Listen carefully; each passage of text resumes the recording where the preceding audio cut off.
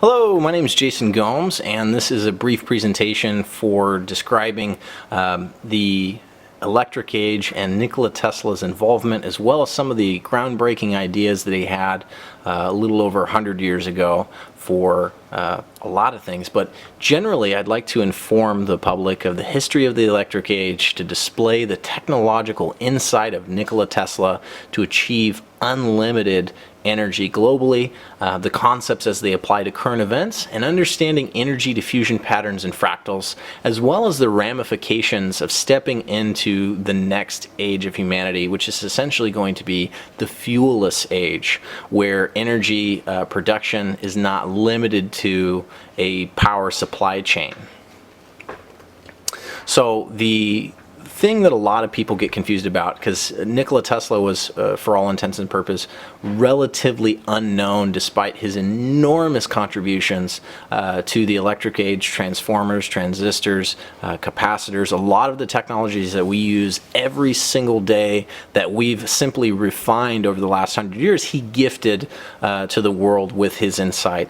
And right there at the bottom you can see, having become obsessed with wireless transmission of energy around 1900, Nikola set out on his boldest project yet to build a global wireless communication system to be transmitted through a large electrical tower for sharing information and providing free electricity throughout the world, with funding from a group of investors that included financial giant J.P. Morgan.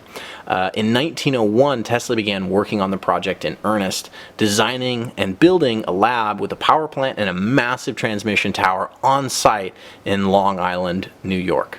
And this was known as the Wardenclyffe Tower. Now, the reason why it was never finished construction is because when he began construction, he was so excited to get started on this project that he did not feel that it was relevant to mention to Mr. J.P. Morgan that the tower was not only designed for communication, but also the transmission of power. Now, the reason why he didn't tell him that was because J.P. Morgan was heavily invested in the power industry, as well as holding a number of patents which were largely profitable.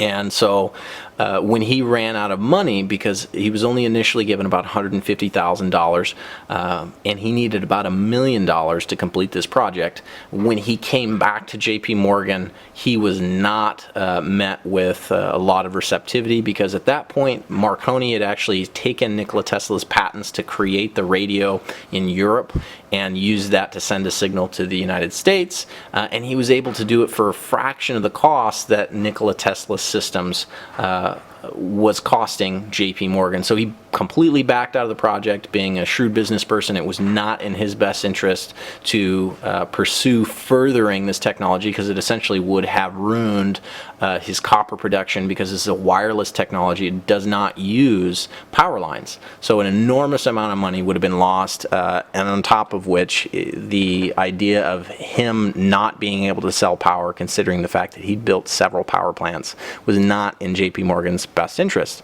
So before the tower was torn down, this is exactly what it looked like.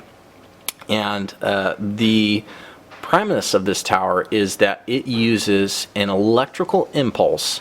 So if you imagine a tuning fork placed several hundred feet below the ground and several hundred feet into the air, as electricity surges through the tower, it can be set to tune with the Earth's resonant frequency. As the energy pulses through the tower, the resonance increases with a compounding effect, and I'll show you a short little video here. This is a smaller Tesla coil apparatus that was created, and what I mean by tuning is that you can create a frequency that's being generated. This is being generated by an imploding magnetic field that's being created by the tower itself. And so you can make all sorts of cool stuff, and not just music, of course. So when you use one of these towers, it's sending an impulse through the planet, and if you imagine the north and south pole of the planet, you can see these waves as they would be traveling through the planet itself. And as they reflect backwards, you notice that the amplitude increases, and eventually you get to a standing wave resonance. Now, the impulse that's being sent across the pool is not changing in magnitude at all, but with proper timing you can actually generate enormous variances with very small amount of input, which was the whole idea what Nikola Tesla was trying to do with the Wardenclyffe Tower. So when you look at this device, what you're actually seeing is electricity that's being recycled through the planet, through the ionosphere, with compound interest.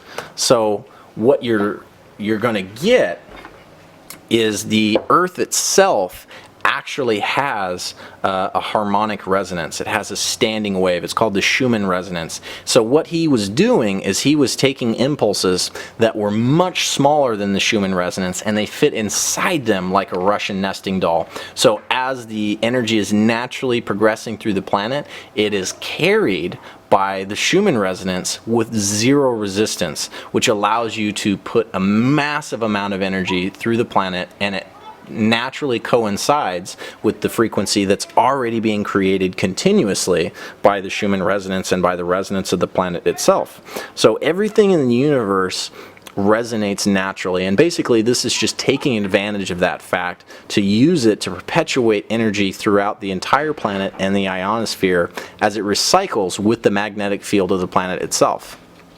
Now, the reason why this is so useful is because we can use these types of coils. These coils are based on the vortex mathematics of Marco Rodin, who pioneered them in the 70s, but these coils are very special because they create this effect right here.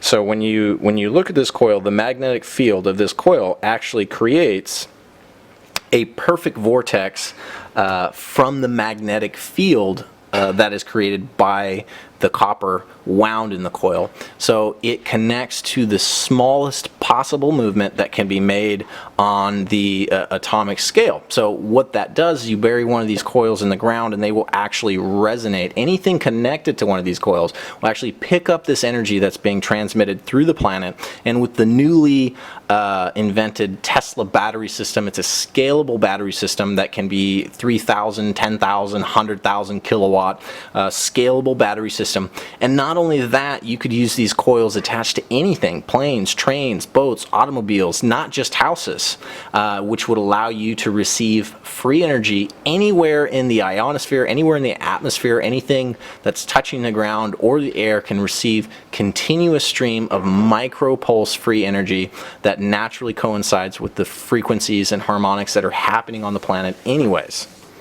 So this sounds quite futuristic, but the reality is we use resonance all the time. Wireless phones, radios function on resonance in the air instead of the ground. So if you imagine a tuning fork, when one is struck, the other tuning fork begins vibrating as well, and the same thing occurs between the towers using the Earth as a medium instead of air. So resonating all the towers synchronously, the Earth's magnetic field resonates the vortex coil's magnetic field, inducing electric current.